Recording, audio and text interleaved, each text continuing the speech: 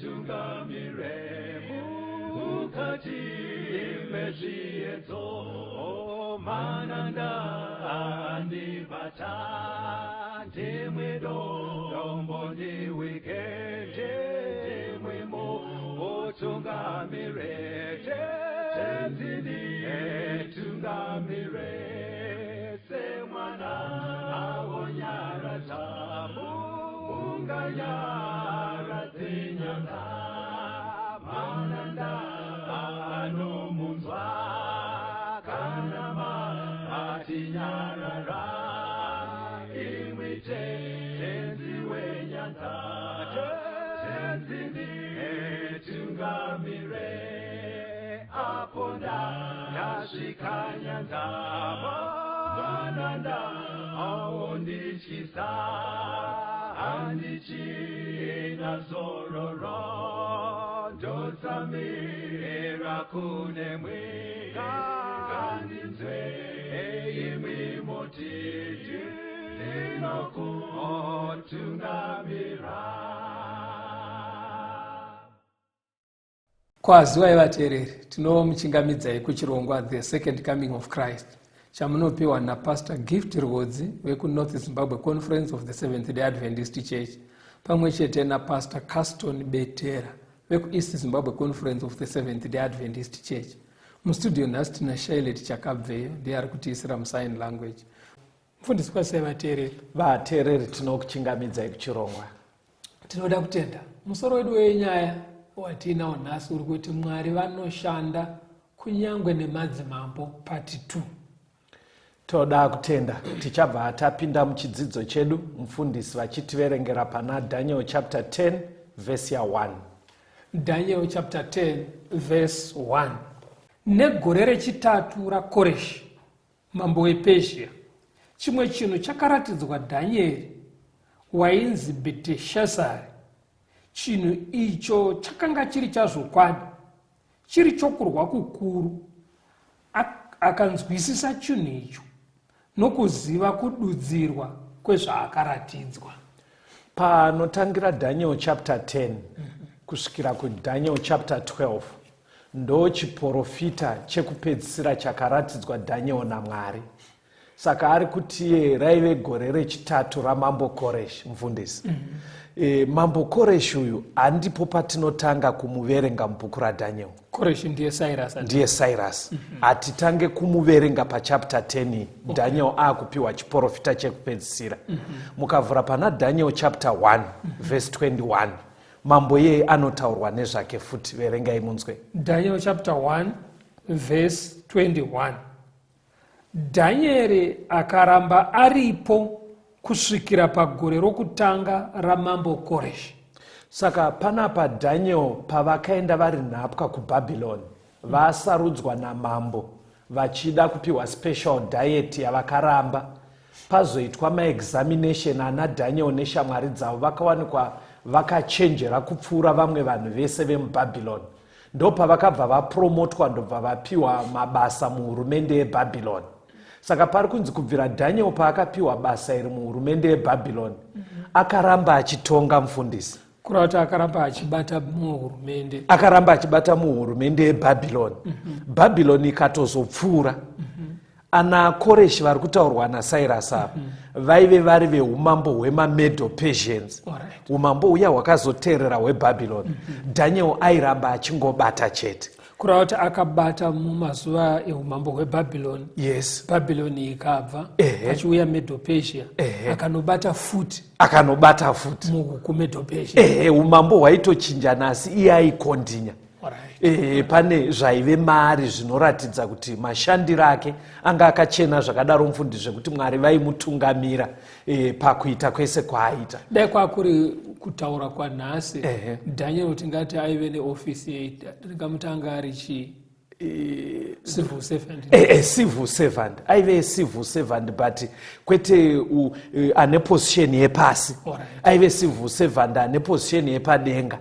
Yekutoti even imwe hurumende payaiuya imwe kingdom yaisikomo identifier futi kashandiro kake kuti tinoda kushanda naye. Ndo chimiro chaivepo. Saka zvatoda kuita pastor pakuti Mwari vanoshanda nemadzimambo, tatoona pane zita rekuti Cyrus, ticharuona taakunopedza chidzidzo ichi. Toda kumboona kumashure kwaCyrus asati auya tichitotangira kuna Daniel chapter 1 timboona kuti Mwari vaishanda here nemadzimambo, kana vachishanda navo vanoshanda navo nenzira ipi. Saka ngatitendai kwekutanga kwebhuku raDaniel, Daniel chapter 1 verengai verse 1 to 3 neverse 6 to 7. Daniel 1 verse 1 to 3. Negore rechitatu rokubata ushe kwaJehoakimu mambo waJudha, Nebhukadhinezari mambo weBhabhironi akasvika Jerusarema akarikomba. Ishe akaisa Jehoakimu mambo waJudha muruoko rwake pamwe chete nedzimwe nhumbi dzeimba yaMwari. Iye akaenda nadzo kunyika yeShinari kuimba yaMwari wake, akaisa nhumbi muimba yokuchengeta pfuma yaMwari wake. Mambo akaudza Ashipenasi mutariri wavaranda vake kuti avuye navamwe vana vaIsraeri vorudzi rwamambo norwamachinda. Verse 6 na 7. Verse 6. Zvino pakati pavo pakanga pana Dhanieri naHanania naMishaeri naAzaria, vari vana vaJudha. Muchinda wavaranda akavatumidza mazita.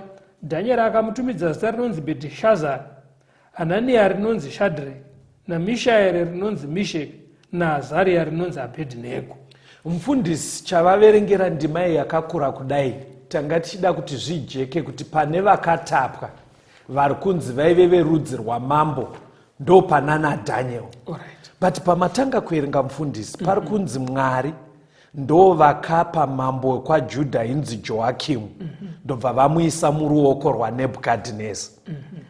Sekunge Mwari aitokondrora zvaiitika kuti mimi vekwaJudha ndaakuita kuti mukurirwe naNebhukadhineza. Saka nemamwe mazwi tingati Mwari akaregera vachikundwa. Mwari akaregera vachikundwa, zvekutoti mukunyora kwebhaibheri rabva ratoti Mwari vakaisa Joakimu muruoko rwaNebhukadhineza, kureva kuti Mwari vanenge vatendera vakaregera Joakimu mambo wekwaJudha achikundwa. Saka mambo iyeyuyu mufemili yavo yeumambo yekwaJudha ndo maizvarwawo anaDhaniel nevakomana vataurwawo. Saka sofa zvazvinobva zvaita vateereri, zvinobva zvaita kuti taverenga zvaCyrus ndobva taverenga zvaNebhukadhineza achitenderwa naMwari kuti akunde kwaJudha. Saka toda kumbodzoka kumashure mufundisi toona kuti Mwari uyu aingokundisa madzimambo aya echihedheni chete here. Murikuona picture icho kuti aingobvumira madzimambo vasingamunamate vega ndo vaaibvumira kukunda. Ndo mabudiro azviri kuita. Toda kuona kuti Mwari uyu anoshanda nemadzimambo ese here, because panapa zviri kutoratidza kuti Mwari aishanda naNebhukadhineza, atendera Nebhukadhineza kukunda rudzi rwaMwari rwekwaJudha. Saka ngatidzokerei kumashure timboona kuti iye Joakimu naNadhaniel vefemili yeumambo kuzokundwa uku zvezvamboita sei. Saka dzokerei pana madzimambo echipiri pastor, chapter 20 verse 16 to 18. 2 Kings chapter 20 verse ya 16. Ipapo Isaya akati kuna Hezekia, inzwa shoko raJehovha. Tarira, mazuva achasvika nenguva iyo zvose zviri mumba mako nezvose zvakaunganidzwa namadzibaba ako kusvikira zuva ranhasi zvichaiswa Bhabhironi. Hakune chinhu chichasiyiwa, ndizvo zvinotaura Jehovha. Vamwe vavanakomana vako vachabva kwauri vauchabereka vachatapwa, vachava varanda mumba mamambo weBhabhironi. NdiIsaya akanga ari kutaura namambo Hezekia. Zvikanzi zvichaitwa naMwari pamberi apo. Vamwe vana verudzi rweumambo, vazukuru vako vemba yeumambo yako yeHezekia, ndichavatendera kuti vaende vari nhapwa kuBhabhironi. Kwaive kufanoprofita zvakazoitika kuna naDhaniel izvi nanaJoakimu. Chii chenge chaitika apa pastor? Uyu Hezekia anga apuwa mukana naMwari wekuti aparidzire kuBhabhironi. Because paakarwara paya Mwari vachibva vamuti waakutofa, akachema. Mwari vakati alright, akukuwedzera 15 years paupenyu. Saka tichaisa saini mudenga yekuti ndini ndazviita. saini yacho ichamira yakati kana zuva raakundonyura rinodzokera kumashure ne10 degrees. Okay. Saka ndo zvakaitika kuti zuva rauda unonyura rakadzokera kumashure. Saka kuBhabhironi manje kwaive nemascientist vaistadha zvemuchadenga nezvimwe zvinoitika pano pasi. Okay. Saka pavakaona zuva richidzokera kumashure, musayenzi dzavo vakashaya kuti zvakonzerwa nei. Okay. Saka mukuramba vachitsvaga ndo pakazosvika meseji kwavari kuti zvakonzereswa naMwari anonamatwa kuJerusarema. Okay. Ndiye apa sesaini yekuponesa muranda wake. Mambo vachibva vatuma vanhu kubva kuBhabhironi more than 1,000 miles kwenda kuJerusarema kuti vanyatsononzwisa pamusoro paMwari uyu. Okay. Saka Hezekia paakawana mukana wokuti avaparidzire nezvaMwari, akatanga kuvaratidza pfuma nezvombo zvake glori yake iyi. Ndo pakazonzi naMwari, konda kupa mukana wokuti uparidze, iwe wakuratidza vanhu zvauri iwewe. Saka kuratidza kuti iwe hausiriwe une nyaya, pfuma yacho iyoyo uri kuvhaira nayo ichaenda kuBhabhironi. Right. Ende vamwe vana vako vaukuvhaira navo vachatapwa vachaenda ikoko. Saka tiri kutoona panapa kuti Mwari ari kuzopa hake rudzi rwekwaJudha mumaoko aNebhukadhineza, but kumashure uko zvaitova zano raMwari nderekuti vekwaJudha ndo vangadai vakaparidzira Nebhukadhineza. Saka patinoda kuteedza toda kusvika pana mambo Joakimu anzi akazoenda kuBhabhironi, muzukuru waHezekia. Endai pana maKronike echipiri chapter 36 verse ya 5 to 7. Second Chronicles chapter 36 verse 5 to 7. Mubvunzo watoda kupindura musati maverenga ndewekuti nengari yekuti zvaya zvaprofitwa kuti ana Joakimu nana Daniel vachaenda kuBhabhironi, havana here zvavaigona kuitawo ana Joakimu? Kuti zvisaitike ndizvo here kuti kana Mwari anga atozvitaura saka zvaisaprevendeka? Ndo mubvunzo watoda kupindura pamaakuverenga. Second Chronicles 36 verse 5 to 7. Joakimu akatanga kubata ushe ava namakore ana 25. Akabata ushe paJerusarema makore 11. Akaita zvakaipa pamberi paJehovha Mwari wake. Zvino Nebhukadhinezari mambo weBhabhironi akasvika kuzorwa naye, akamusunga namaketani kundomuisa Bhabhironi. Nebhukadhinezari akaendavo nedzimwe nhumbi dzemba yaJehovha akadziisa Bhabhironi, akadziisa mutemberi yake paBhabhironi. Saka vhesi raverengwa riri kutsanangura zvataverenga kuna Daniel kuti Joakimu akaendwa naye kuBhabhironi, but ratsanangura rikati Joakimu aiita zvakaipa. Saka taona Mwari vachishanda naHezekia. Hezekia ndobva atambisa mukana. Saka taapa naJoakimu anzi akaendwa naye kuBhabhironi. Saka zvatodaita pastor, toda kumboonawo kuti paripo here Mwari pavakaedzawo kumboshanda naJoakimu kuti zvichida pamwe vaigona kusazoenda kuBhabhironi. Ameno mapanzwa zvakanaka pari kujeka. Handei kuna Jeremiah chapter 36 verengai verse 1 to 4. Jeremiah 36 verse 1 to 4. Jeremiah 36 verse 1 to 4. Zvino negore rechina raJehoakimu mwanakomana waJosia mambo waJudha, shoko iri rakasvika kuna Jeremiah richibva kuna Jehovha richiti, tora rugwaro rwakapetwa unyoremo mashoko ose andakakuudza pamusoro paIsraeri napamusoro paJudha napamusoro pamarudzi ose kubva pazuva randakataura newe, kubva pamazuva aJosia kusvikira zuva ranhasi. Zvimwe imba yaJudha vachanzwa zvakaipa zvose zvandinofunga kuvaitira, kuti vadzoke mumwe nomumwe panzira yake yakaipa, ndivakangamwire kuipa kwavo nezvivi zvavo. Ipapo Jeremia wakadana Bharuki mwanakomana waNeria.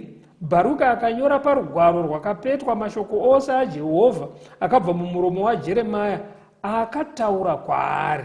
Saka Joakimu achitonga, Jeremia akanzi naMwari, ndoda kuti umbonyora meseji dzese dzandakabvira kuprofita kuvazukuru vaHezekia kubvira mazuva aJosia kusvikira zvinotaura mazuva aJoakimu.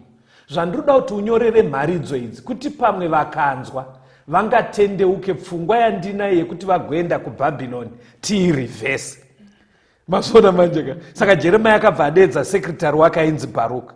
Kwakunyora mharidzo dzese nemashoko ese nekutsura kwese kwaiitwa naMwari kuti vatendeuke. Verengai verse 10 to 13. Pana Jeremiah 36 ipapo. Jeremiah 36 verse 10.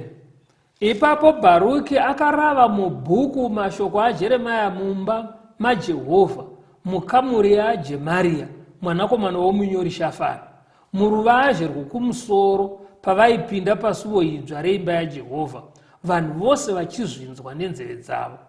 Zvino Mikaya mwanakomana waGemaria mwanakomana waShafani akati anzwa mashoko ose aJehovha mubhuku, akaburukira kumba kwamambo mukamuri yomunyori, wanei machinda ose agerepo, vaiti Erishama munyori, naDheraiya mwanakomana waShemaiya, naErinatani mwanakomana waAkibhori, naGemaria mwanakomana waShafani, naZedhekia mwanakomana waHanania, namachinda ose. Ipapo Mikaya akavaparidzira mashoko ose aakanzwa Bharuka achirava mubhuku, vanhu vachizvinzwa nenzeve dzavo. Saka Bharuka aenda kunoparidza ari muchechi pastor. Pane mumwe wemachinda, Bhaibheri kana riri kuti machinda, riri kureva vaive maprinces, vemba yeumambo. Vazukuru vaHezekia vaya, vaive vefamily yaJoakim. Hanzi one wacho ndobva anzwa kuti, "Hai, pane message yakasimba apa." Handobva amhanya kune mamwe machinda. Hanzi ndobva ona machinda ese akaungana kumba kwamambo. Kwakuvatsanangura kuti varumeka message yaverengwa kuchechi kwaina kuita musha. Zvikanzi uya naBharuku wacho tinzwe message. Machinda aya ndobva averengerwa message yaya. Zvikanzi message haidi kuguma nesu tega iyi. Mambo vanofana kudii? Kuinzwa. Mambo vanofana kuinzwa message iyi. Chiverengai vachiverengera mambo tozombonzwa kambo. Pana Jeremiah 36 verengai verse 21 to 26. Ipapo mambo akatuma Jehudhi kundotora rugwaro rwakapetwa. Iye akandorutora mukamuri yomunyori Erishama. Jehudhi akaravira mambo achizvinzwa nenzeve dzake, namachinda ose akanga amire namambo, ivo vachinzwa nenzeve dzavo. Zvino mambo wakanga agere muimba yakavakirwa nguva yechando nomwedzi wepfumbamwe, moto uchipfuta pamberi pake pachaenga. Zvino Jehudhi wakati apedza kurava zvikamu zvitatu kana zvina, mambo ndokuzvicheka nebanga, ndokuzvikandira mumoto wakanga uri muchaenga, kusvikira rugwaro rwakapetwa rwose rwapedzwa nomoto wakanga uri muchaenga. Asi havana kutya kana kubvarura nguo dzavo, kunyangwe mambo, kunyangwe nomumwe wavaranda vake vakanzwa mashoko awa ose. Toda kutenda. Ngatimbonzwa kambo tuye toenderera mberi. Beunzonzemudzo jara masikati nemumanheru, bila kupupura nguva yekucheka, tichafana nekuunza misumbu, unza misumbu, unza misumbu, tichafana nekuunza misumbu, unza misumbu, unza misumbu, tichafana nekuunza misumbu. Chara Mungu cheka, chara pane pute, usachke makore, basa ra Jesu, basa richapera, minda ichachekwa, tichafara neku, unza misumbu, unza misumbu, unza misumbu, tichafara neku, unza misumbu, unza misumbu, unza misumbu, tichafara neku, unza misumbu. Yenda nekuchema, chara kuna tenzi, kana nekushaya, kufadza kwedu, kuti taripedza, achachingamiza, tichafara neku, unza misumbu, unza misumbu, unza misumbu, tichafara neku,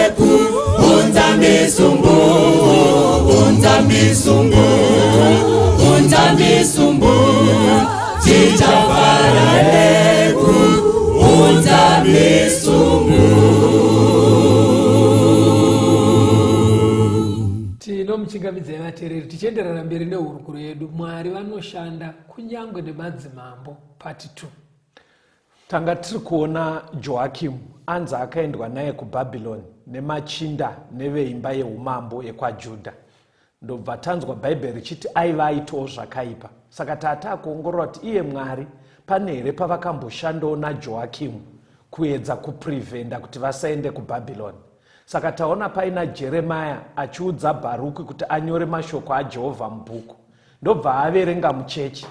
Mumwe muchinda akanzwa mashoko aya, ndobva anoona machinda ese akaungana. Zvikanzi Bharuki tiverengere.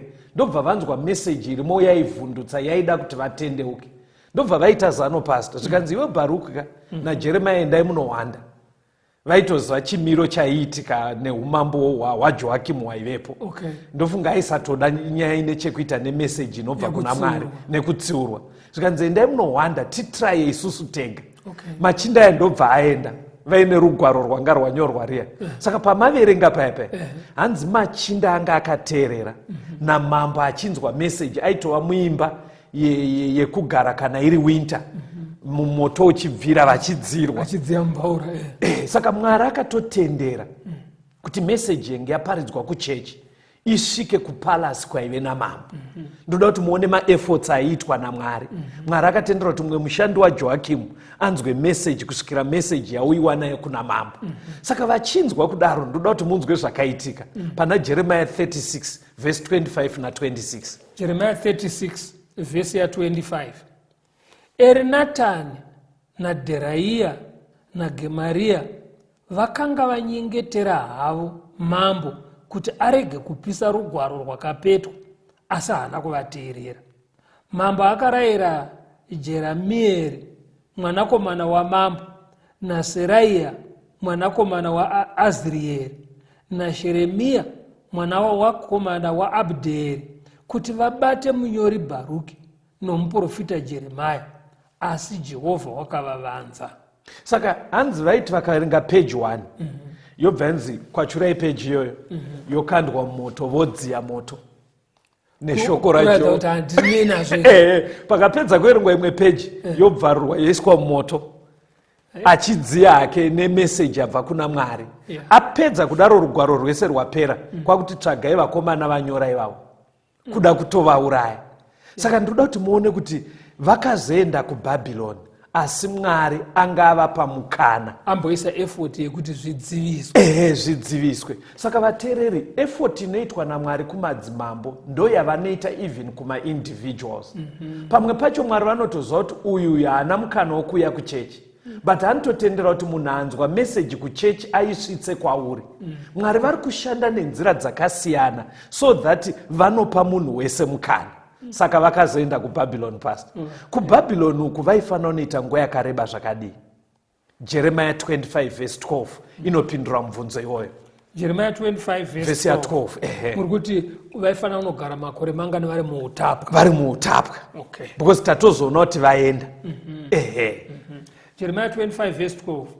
Zvino kana makore ana 40 apera, ndizvo zvinotaura Jehovha, ndicharova mambo weBhabhironi norudzi urwo pamusoro pezvakaipa zvavo nenyika yavaKadheya, ndichaiita matongo nokusingaperi. Mwari anga atofanira kutaura pastor kuti vachanoita 70 years vari kuBhabhironi vari nhapwa. Saka izvi zvinoitoda kuti tione, because pakasvika Nebhukadhineza paya achienda naJoakimu neveimba yeumambo, vamwe vakasara kuJerusarema. Nebhukadhineza akanyanya kutageta vamwe vanhu vese vakadaro neveimba yeumambo, kune vakasara. Kwoita vakaendwa navo. Toda kuona kuti during these 70 years chimiro chaive nemapoka mairi aya chakamira sei. Vaendwa navo senhapwa nevasara vasina kutapwa, vasara kwaJudha. Saka toda kutanga nekuverenga vakasara kwaJudha. Pana mariro aJeremiah chapter 5 verse 17 to 22 pane chimiro chatinoona ipapo. Mariro aJeremiah Lamentations Lamentations chapter 5 verse 17 to 22. Nemhaka iyi mwoyo yedu yapera simba. Nemhaka yezvinhu izvi meso edu haachavoni zvakanaka. Nokuda kwegomo reZioni rava dongo, makava anofambapo. Imi Jehovha muripo nokusingaperi. Chigaro chenyu choushe chiripo kusvikira kumarudzi namarudzi. Munotikanganwireiko nokusingaperi? Munotirashireiko nguva huru yakadai? Tidzoserei kwamuri, Jehovha, ipapo tichadzoka. Vandudzai mazuva edu ave sakare. Asi makatirasha chose here? Makatitsamwira zvikuru here? Muri kuonza manje situation enge apo vari kuchema zvikanzi vakomana guta redu ratodongoka iri. Dai taita semazwe ekare ataenda kuchechi tichifara. Saka vari kuchema nhai Mwari asi matirasa nguva kubva yareba kudai shuwa tiri muchimiro chinonzwisa tsitsi kudaro. Zvainzwisa tsitsi pastor. Ngatichimboona vakaendwa navo. Vari kuvaendawo kuBhabhironi. Vakaendwa navo kuBhabhironi. Pana Mapisarema 137 verse 1 to 6. Mapisarema 137 verse 1 to 6. Panzizi dzeBhabhironi ndipo patakagara pasi, zvirokwazvo tikachema pakurangarira kwedu Zioni. Pamikona chando mukati madzo takaturika mbira dzedu. Nokuti ipapo avo vakatitapa vakakumbira kwatiri mashoko orwiyo. Vakatiparadza vakakumbira mufaro vachiti, tiimbireiwo rwiyo rweZioni. Tingaimba seiko rwiyo rwaJehovha munyika yavatorwa? Kana ndikakukanganwa iwe Jerusarema, ruoko rwangu rworudyi ngarukanganwe umhizha hwaro. Rurimi rwangu ngarunamatire kumatadza angu, kana ndikarega kukurangarira, kana ndisingati Jerusarema ndiwo mufaro wangu mukuru unopfuura zvose. Saka pavanhu vakaendwa navo kuBhabhironi, havazi vese vakaita rombo rakanaka sana Daniel kuendwa navo muguta mavaidzidziswa zvidzidzo zviya. Ruzhinji rwevanhu rwakaendwa naro kumafarms kwavaive senhapwa vachishanda. Saka matsanangura rita Bhaibheri pamaverenga apa, vekuBhabhironi vana bhasi vaive maforomani ndo vaigona kumboti dzimwe nguva muri pabreak muchishanda kana mungave mumunda, monzi imi imbotiimbiraika zvamaita muri kumusha kwenyu. Takanzwa kuti munoimbira Mwari wenyu Stereki maigona kuimba. Saka vari kubva vapindura vakatsamwa kuti vakomana, honai Mwari zvatiri kuitwa. Vakomana, tafunga kumusha, tafunga kuZioni kwatainamata. Muri kuona here pastor kuti chimiro ichi chiri kunzwisa tsitsi? Hapana ari kufara, hachisi kunakidza. Saka vese vakasara kuJerusarema havasi kunakidzwa nekuti kwakasara riri dongo. Yes. Vakaenda muutapwa havasi kunakidzwa nekuti inhapwa vaya varanda. Saka Mwari angaine zano ripapa. Jeremiah 29 verse 10 to 11. Jeremiah 29 verse ya 10. Nokuti zvanzi naJehovha, kana makore 40 aperera Bhabhironi, ndichakushanyirai nokukusimbisirai shoko rangu rakanaka, ndichikudzoserai kunzvimbo ino. Nokuti ndinoziva ndangariro dzandinorangarira pamusoro penyu, ndizvo zvinotaura Jehovha. Ndangariro dzorugare dzisati dziri dzezvakaipa, kuti ndikupei mugumo une tariro. Saka chimiro ichi chaive nenhapwa dzaive kuBhabhironi nevakasara kwaJudha vanga vari kunzwisa tsitsi vachichema. Mwari aichiona, anga aine plan. Saka Mwari ari kubva ati plani yandinayo ndeyekutoti muchatozofara, ndakudzoserai kunyika kwenyu. Imi muri kuchema kuti Zioni radongo, muchatozofara ravakwa futi ndarivandudza. Saka plani yaive naMwari manje aida kuita through another king. Mapabata manje ka. Aida kuita zano raive naro achishanda nemumwe mambo. Asiri Joakim, asiri Hezekia. Aida kushanda naanonzi Cyrus uya wataverenga we. Saka zvatangoita pastor ka. Taona Cyrus achitaurwa naDaniel. Ndobva tadzokera kumashure. Because tanga takahadzika kuti saka Mwari vanongoshanda nemadzimambo echihedhenere. Ndobva taona Mwari vachiedza kushanda naHezekia. Ndobva akundikana Hezekia. Ndobva vaedza kushanda naJoakim. Kwakutopisa shoko raMwari mumoto kusvikira vazoenda kuBhabhironi. Ndobva ashanda naNebhukadhineza kuti avatape. Saka izvi tinoda kuona kuti chimiro ichi zvaari kuti arida kuzovadzosera kumusha, aida kushanda nani? handei pana Isaiah 45 vhesi ya 1 to 3. Isaiah 45. Zvanzi naJehovha kumuzodzwa wake kuna Koreshi, wandakabata ruoko rwake rworudyi, kuti ndikunde marudzi avanhu pamberi pake, ndichisunungura zviuno zvamadzimambo, ndimuzarurire mikova pamberi pake, namasuo arege kuzarirwa. Ini ndichaenda pamberi pako, ndichienzanisa pasina kuenzana. Ndichaputsa-putsa mikova yendarira, nokugura-gura mipfigo yendarama. Ndichakupa pfuma iri murima, noufumi hwakavanzwa panzvimbo dzisingazikamwe, kuti uzive kuti ndini Jehovha, Mwari waIsraeri, unokudana nezita rako. Right. Pari kunzi Koreshi, vateereri, ndiCyrus ndo manyorero acho neshona. ndiCyrus ari kutaurwa, wataverenga kuna Daniel 10 kuya kwatatangira. Saka ari kutsanangurwa kunzi Mwari vaizomutungamira kuti akunde, Mwari vaizofano mukurira nzira kuti akunde zvaakaita norondo. Pastaka inoti Cyrus ndiye akakunda umambo hweBhabhironi wana Nebukadnezar, vari pamwe chete nemamidzi. Saka pane zvinhu zvataurwa mupasta zvanzi, ndichakupa pfuma yakavanzwa, ndichasunungura zviuno zvemadzimambo, magoni ndichakuvhurira esimbi. Pane pandoda kuti muzoerenga kuna Daniel, ingotsanangurai kakundiro kaakaita Bhabhironi iye Cyrus uyu. Cyrus anga ari mutungamiriri wehondo. Yes. Ndokuuya vari mubatanidzwa wavo nana Darius mumid. Saka vanonzi pavakasvika muBhabhironi, kwakune jurawo yakapoteredza guta, asi paive nerwizi Euphrates rwaiyerera ruchipfuura nemuguta, ende rwuine mvura zhinji. Saka vana Cyrus vanonzi vakachera gomba kuseri, ndokudhaivheta mvura kubva murwizi ichirasikira kugomba, ndobva vapinda. Asi zvakaitika ndezvekuti mambo womuBhabhironi paakanzwa kuti kwauya maMiddle Persia, iye akati havana pekupinda napo. Ndobva atodedza machinda ake kuenda kupati yekudhakwa. kunge kusotesa vanhu vauya, kusotesa vachiti hapana pavanopisiyanai navo. Saka vakaita bira rekudhakwa usiku hwese, zvekuti chero magadha aigadha tumagedhi tudiki vaitawo kubira vachitodhakwa. Saka vana Cyrus vakapinda zvoshuwa. Pavakapinda muguta, pane chinhu chakanga chafaneitika muguta ibomo. Chiripo, but ndaida kuti matsanangura zvakanaka. Vakatopinda vakaona magedhi asina kuvharwa, sezvataurwa naIsaiah kunzi wewe Cyrus ndichafano kukurira nzira, uchawana magedhi akavhurika. Saka zvakaitika musi wavaita bira rekusotesa iri, vaisotesa Cyrus 1 kuti unopinda nepaine hondo dzako, vosotesa futi Mwari wekudenga kuti Bhabhironi noro haripindike.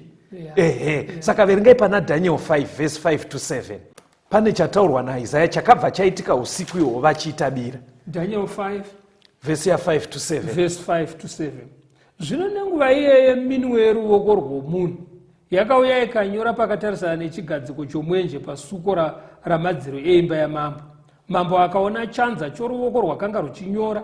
Ipapo chiso chamambo chakashanduka maari, pfungwa dzake dzikatambudzwa, zvipfundo zvechiuno chake zvikasununguka, mabvi ake akarovana. Mambo akadanidzira achiti vauye nen'anga navakadheya navefemberi. Mambo akataura akati kuna vakachenjera veBhabhironi, ani nani ungarava izvi zvakanyorwa akandizivisa kududzirwa kwazvo, uchafukidzwa nguo tsvuku nokushongedzwa uketani hwendarama pamutsipa wake, uye uchava mubati wechitatu paushe hwangu. Akabva anyorerwa pamadziro nechanza chete cheruoko, vari kudhakwa kudaro. Hanzi pakaona chanza chichinyora chisina mutumbi, Bhaibheri rati akasununguka chiuno. Ndozvenge zvataurwa naIsaiah kunzi wewe Koreshi ndichaita kuti zviuno zvemadzimambo zvisununguke. Kuti pastor Bhaibheri kana richiti Bhelshaza akasununguka chiuno, kuratidza kuti mambo akazvikanganisa pavakanga vakagara ipo. Saka muri kuona zvanga zvafanoprofitwa kunzi Cyrus pauchauya iwewe ndinoda kushanda newe. Saka pane zvandichaita kuti uzvione kuti ndiri kushanda newe. 1, uchawana magedha asina kuvharwa. 2, uchati uchipinda uchatowana mambo vazvimesera pavakagara ipapo. Saka Mwari vanga vari kushanda naCyrus. Chii chakabva chaitika usiku? Verengai vhesi 30 na 31 pastor. Daniel chapter 5 30. Nousiku uhwo mambo Bheshazari muKadhea wakaurawa, Dhariasi muMidhia akapiwa ushe aine makore anenge 62. Saka Dhariasi aive weMamedhi vaine ubatanzwa nevaPersians vakabva vatanga kutonga. Saka kukunda kwaita Cyrus uku, Mwari vaida kushanda naCyrus, vaida kushanda naye chii? Tisatanzwa kambo, endai kuna Isaiah chapter 45 verse 13 na Isaiah 44 verse 28. Chii chavaida kushanda naCyrus vachibatsirana? Isaiah 45 verse 13 na Isaiah 44 verse 28. Verse 13. Ndakamumutsa nokururama, ndicharuramisa nzira dzake dzose. Iye uchavaka guta rangu nokusunungura vatapwa vangu, asingatsvake mutengo kana mubayiro, ndizvo zvinotaura Jehovha wehondo. Isaiah 44 verse 28. Iye unoti pamusoro paKoreshi, ndiye mufudzi wangu, uchaita zvose zvinondifadza. Kana achiti pamusoro peJerusarema, richavakwa, uye pamusoro petemberi, nheyo dzako dzichateyiwa. Saka Mwari anga afanogadzira zano rekushanda namambo Cyrus, rekuti Cyrus ndiye aifana kuzotendera kuti nhapwa dzaive kuBhabhironi vadzokere kwaJudha. Cyrus ndiye aifana kuzotendera kuti zviri kuchemwa nenhapwa kuti guta reZioni raadongo. Cyrus aifana kuzoita pati yekuti udongo upere, guta reJerusarema rivakwe futi. Mwari aida kushanda naCyrus. Unoziva kuti nyaya inoshamisa apa ndeyekuti zvinezvi zvakataurwa makore mazhinji Cyrus wacho asati atombouya. Anotosvika kuma 200 Cyrus asati ako, but Mwari anga afanomudoma nezita. Ipapo pega panobva pangosimbisa kuti Bhaibheri ibhuku raMwari ringatendwe. Pastor, mirai timbonzwa kambo. Apo basa rapera ndinoenda kumusha, uko kufa kunopfeka kusafa. Ndichamziwa mponesi apo achazouya, iye anondigashira kumusha. Ndichamziwa apo ndichazomira naye. Ndichamziwa ndomziwa nemazvadzi mumaoko ake. Ndichazofara kwazvo kuona usu wake nekupenya kwemaziso akewo. Moyo wangu kumkudza nerudo roremutsa, anondigadzira musha kumusoro. Ndichamziwa apo ndichazomira naye. Ndichamziwa ndomziwa nemazvadzi mumaoko ake. Ndinotondera avo vadikanwi vakafa, kuti ngerufu tapatsana navo. Apo Jesu ouya navo tichasangana, asi ndichatanga kuona Jesu. Ndichamziwa apo ndichazomira naye. Ndichamziwa ndomziwa nemazvadzi mumaoko ake. Achanditungamira kupinda mazambara, apo tisingazowine urombo. Ndichaimba nevese rwiyo rwekufara, asi ndichatanga kuona Jesu,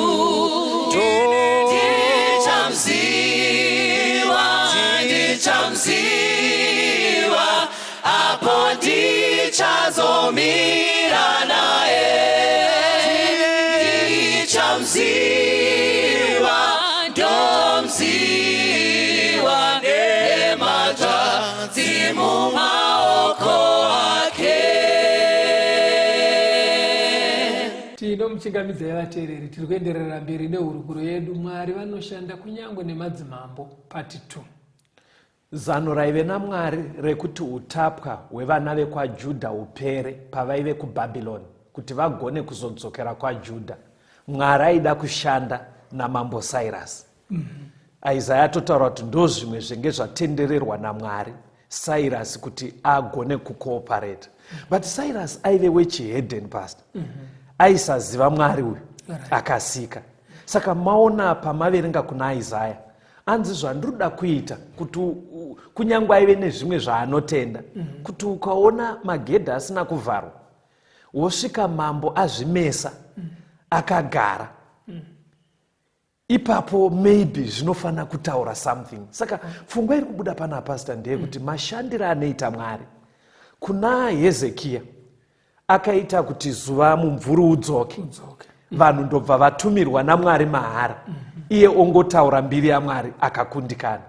Kuna Joakimu aive wekwamba kwaJudha kunoverengwa Bhaibheri, Mwari akatotendera kuti Joakimu anzwe Bhaibheri richiverengwa, ndobva zvaramba. Kuna Cyrus Mwari haasi kushanda achishandisa Bhaibheri, ane maitiro aangoita ekuti kunyangwe ari muhedheni aifanira kuzoona kuti hondo takarwa dzakawanda, asi apa handikundisa ndiMwari. Hameno isai mumashoko enyu anhasi kuti zvinyatsa kubatika kuti Mwari anoshanda sei nevanhu. Kune zvimwe zvinhu zvinoitika, manzwisira ndiri kuita mufundisi muchitaura, ekuti munhu anonyatsoona kuti apa hazvina kugoneka nekungwara kwangu, kana kuti ndakagadzirira, asi pane kusaurirwa kwandaitwa panapa naMwari. Pane simba rashanda neruoko rwashanda rusiri rwavanhu. Exactly. Ndo maitiro anoita Mwari. Saka tanzwa yaive basa ranga rasimudzirwa Koreshi. Ngatichiona kuti Mwari agadzirira Cyrus apo mambo wekuti azoita kuti nhapwa dzidzokere. Ko idzo nhapwa dzine pati here yavaifanira kuita. Ameno manzwa mubvunzo wacho. Mwari paari kuronga metsi dzake idzi, anofanira kuita kuti nhapwa dzidzokere, anofanira kuita kuti guta reJerusarema rizovakwa, atopo ndiCyrus. Saka Mwari ochingoita here kana kuti pane pati yaifanira kuitwa nenhapwa vari kufanira kusunungurwa vacho vane zvavaifanira kuita here? Pana Jeremiah chapter 29 verse 10 to 14 verenga ipapo. Jeremiah 29 verse 10. Nokuti zvanzi naJehovha, kana makore 40 aperera Bhabhironi, ndichakushanyirai nokukusimbisirai shoko rangu rakanaka, ndichakudzoserai kunzvimbo ino. Nokuti ndinoziva ndangariro dzandinorangarira pamusoro penyu, ndizvo zvinotaura Jehovha, ndangariro dzorugare dzisati dziri dzezvakaipa, kuti ndikupei mugumo une tariro. Muchadana kwandiri, muchandonyengetera kwandiri, neni ndichakunzwai. Muchanditsvaka mukandiwana, kana muchinditsvaka nomwoyo wenyu wose. Ndichawanikwa nemi, ndizvo zvinotaura Jehovha. Ndichakudzosai pakutapwa kwenyu, nokukuunganidzai kumarudzi ose nokunzvimbo dzose kwandakanga ndakudzingirai, ndizvo zvinotaura Jehovha. Ndichakudzoserai izve kunzvimbo kwandakanga ndakutapisai.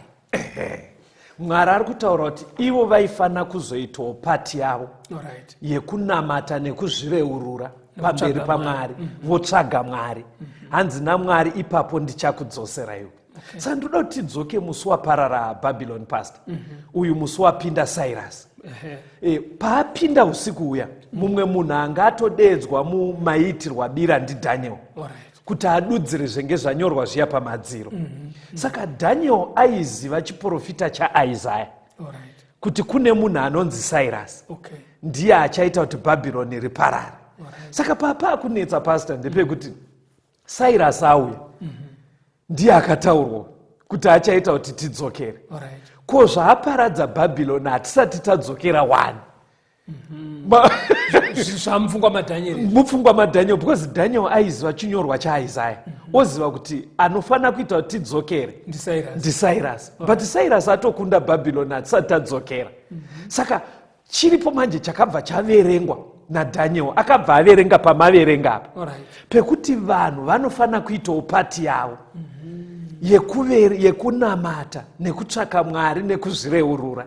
Saka ari kuverenga kuda chandati akapaverenga ka, endai kuna Daniel 9 muone, kwete kuti ipfungwa dzangu. Mutonzwa kuti akapaverenga Daniel 9 verse 1 kusvika pa4. Daniel chapter 9 verse ya 1. Zvino negore rekutanga raDhariasi mwanakomana waAhasuerusi worudzi rwavaMedhia, wakanga aitwa mambo woushe hwavakadheya, negore rokutanga rokubata kwake ushe, ini Dhanieri ndakanzwisisa pabhuku kuti makore mangana akanga audzwa muprofita Jeremia neshoko raJehovha kusvikira pakupera kwokuparadzwa kweJerusaremu, kuti aiva makore 40. Ndikarinzira chiso changu kuna She Mwari, ndikamutsvaka nokunyengetera nokukumbira nokuzvinyima zvokudya namasaga namadota. Ndikanyengetera kuna Jehovha Mwari wangu, ndikazvireurura zvivi, ndikati, haiwa Ishe Mwari mukuru unotyisa, unosimbisa sungano yake nenyasha dzake kuna vanomuda, vanochengeta mirayiro yake. Zviri kuitika pavateereri, ngatitei mbichana munyatsoona. Paparara Bhabhironi, Bhaibheri rabva rati usiku ihwohwo akabva aita mambo ndiani, pastor? NdiDhariasi. Akanga akabatana naCyrus ndizvozvo. Saka Cyrus ari mukuru wehondo, Dhariasi ndiye akabva aita mutungamiri. Saka pamaverenga pana Daniel 9 panzi negore rekutanga raDhariasi, ini Daniel ndakanzwisisa mubhuku raJeremia kuti zvaifanira kuita 70 years tiri kuutapwa tozodzokera. Saka Daniel paaona kuti Cyrus akaprofitwa akunda hondo, chimwe chakabva chaitika ndechekuti saka sei tisati tadzokera. Ndobva akuverenga Jeremia 29 ya, ndobva yamudza kuti aiwa zvinofanira kuita 70 years. Saka pakuverengedza kwaaita makore, vanga vatoo kuma 68 years dzaakuda kutokwana. Ndobva aedza kufunga kuti wakomana, saka taakutoenda kaisu, chii chingatitadzise kuenda? Saka paakaverenga pana Jeremia ipapo, ndopakabva pataura kuti muchanditsvaka, mukanditsvaka muchirevesa, ipapo ndichakunzwai, ipapo ndichakudzoserai. Saka akabvaona kuti okay, makore akukwana hawo, but isusuwo tine pati yatiri kufanira kuita. Amen. Imboisai mumashoko enyu nyaya iri kuitika kuti Daniel paaiverenga kuna Jeremia, yes, akanzwisisa makore anaifanira kudzokera kubva muutapwa. Right. Aona kuti makore aya aakukwana. Akanzwisisa zvakare mundima imwe cheteyo kuti ivo sevaIsraeri vaifanira kuzvininipisa pamberi paMwari, yes, kunamata, kuzvireurura nekurevesa kudzokera kuna Mwari. Yes. Ndobva atanga kunamata, ndobva abva aita zvataurwa zviya kunzi revesai, reururai, namatai, nekuti anga aona kuti Cyrus wacho akataurwa kuna Isaya apa nzvimbo. Ameno kuti because Cyrus ari kufanira kuita zviite apo. Saka imwe condition ingasara ndeyekuti vari kufanira kuitirwa favor iyi, vari kufanira kunyengetera, votsvaka Mwari, vozvireurura. Saka muri kuona Daniel abva ati iyi pati ndeyedu iyi, ngatichireurura tipinde pa. Muri kuona here mashandiro anoita Mwari? Paanoshanda nemadzimambo, Mwari uyu haakanganwe futi kushanda nevanhu. Zvii zvaireururwa naDaniel pana Daniel 9 verse 19. Daniel 9 verse ya 19. Yes. Haiwa Ishe inzwai, Ishe kanganwirai, Ishe teererai, muite, regai kunonoka nokuda kwenyu, imi Mwari wangu, nokuda kweguta renyu navanhu venyu vakatumidzwa zita renyu. Vakasara kumusha paya pakatapwa kwaJudha, vaichemera ivo neguta ravo ranga radongo. Vakaenda kuutapwa vaya vaishandiswa kumafarms, vaichemera ivo kuti vadzokere neguta ranga radongo. Cyrus paamutswa, taverenga kuna Isaya, ndobva anzi naMwari, ndakumutsira kuti udzosere vanhu vangu nekuti guta rivakwe. Muri kuona kuti Mwari ari kupindura ka. Saka Daniel paari kunamatawo, ndo nyaya dzaari kunamatira pastor, kuti vanhu vekwaJudha vadzokere uye kuti guta riri dongo rivakwe. Verengai pavhesi ya20 kusvika pa22 pana Daniel chapter 9. Daniel 9 verse 20. Zvino ndakati ndichataura nokunyengetera nokuzvireurura zvivi zvangu nezvivi zvavanhu vangu vaIsraeri, nokuisa kukumbira kwangu pamberi paJehovha Mwari wangu pamusoro pegomo dzvene raMwari wangu. Ndakati ndichataura pakunyengetera, uya murume Gabhurieri wandakanga ndaona pane zvandakaratidzwa pakutanga, ndaneta kwazvo. Wakasvika kwandiri nenguva inenge yechipo chamadekwana, akandidudzira akataura neni akati, Dhanieri, ndauya zvino kukuvigira njere nokunzwisisa. Saka Daniel pastor anga ari kuda kuti nyaya iyi yakabvira kare ichitaurwa yekuti utapwa hupere uye Jerusarema rivakwe dai zvaita sekudaro. Saka chandaitira kuti muverenge ndima mbiri dzapfuura idzi, ndoda kuti muzoona kuti pana Daniel chapter 9 takambopadzidza edu, Gabriel paanouya achisvikopindura Daniel ari kuuya akanangana nenyaya mbiri dzanetsa idzi. Ameno ndoda kudzokorora nyaya dzacho ndedzekuti vaive vasara kwaJudha vanga vari kunzwisa tsitsi vachida kuti Jerusarema rivakwe. Vanga vaenda kuutapwa vanga vari kunzwisa tsitsi vachida kudzokera kumusha uye kuti Jerusarema rivakwe. Mambo Cyrus amutswa naMwari uyu anga amutsirwa futi izvozvo kuti vadzokere kumusha uye guta rivakwe. Daniel paari kunamatawo ndonyaya mbiri dzaari kunamatira kuti dai tadzokera kumusha uye guta ravakwa. Saka panonopero Daniel chapter 9 ndonyaya inobva yapindurwa. Ngatingoiverenga tisati tapedza chirongwa ichi pastor, because yakakosha nyaya iyoyo painopindurwa naGabriel. Endai pana Daniel chapter 9 verse 24 chipisi chekutanga chete. Daniel 9 verse 24a. Vhiki dzina 40 dzakatemerwa vanhu vako neguta rako dzvene, kupedzisa kudarika nokugumisa zvivi, nokuyananisira zvakaipa, nokuuyisa kururama kusingaperi, nokusimbisa zvakaratidzwa nouprofita. Saka chiprofita icho atereri takambochidzidza. Gabriel akuti Daniel, nyaya ine chekuita nerudzi rwekwaJudha iri, Mwari avapa 70 weeks dzechiprofita dzekuti vakwenenzverwe vasvike pakudzoka pazano rinodiwa naMwari kuti Mwari ashande navo. Mazuva aHezekia vakakundikana, mazuva aJoakimu vakakundikana. Saka Daniel ari kuramba achinamatira rudzi zvikanzi aiwa ndiri kuvapa mumwe mukana serudzi 70 weeks dzechiprofita. Ngatichinjei 70 weeks tidzise kumadays, tinoita sei? Times 7. Saka 70 weeks kudzisa kumadays toti 70 times 7 panobva pabuda chii? 490 days. 490 days ndo dzatinowana. Nengari yekuti chaive chiprofita day rimwe chete rinomirira gore. Saka 490 days dzinobva dzaita 490 years. Dziri kupiwa vanhu vekwaJudha semumwe mukana wokuti vashande naMwari. Ani mapabata kapo. Saka handei pamberi pana Daniel chapter 9 verse 25. Daniel 9:25. Naizvozvo chiziva unzwisise kuti kubva pakutemwa kwomurayiro wokuvandudza nokuvaka Jerusarema kusvikira kunovakazodzwa iye muchinda zvichaita vhiki 9, uye vhiki dzina 62 dzichavapo dzokuvakwa kwaro riine nzvimbo mhami nemigero, asi zvichaitwa nenguva yekutambudzika. Zvikanzi pa 490 years idzi 69 weeks dzacho chiprofita ka hatise 69 weeks kumadays 483. Not 69 times 7 wana 483. Saka Gabriel ari kutsanangura kuti pa 490 dzatapa vanhu vechiJudha vekwaIsraeri toda kumbobvisa 493 years 483 years. Hanzi ndedze idzi, hanzi idzodzo munotanga kudziverenga pamuchanzwa chirevo chekuti Jerusarema ngari chivako. Because ndonyaya uri kunamatira. Pachapiwa chirevo ichocho kaundai 483 years ndodziri kunzi 69 weeks.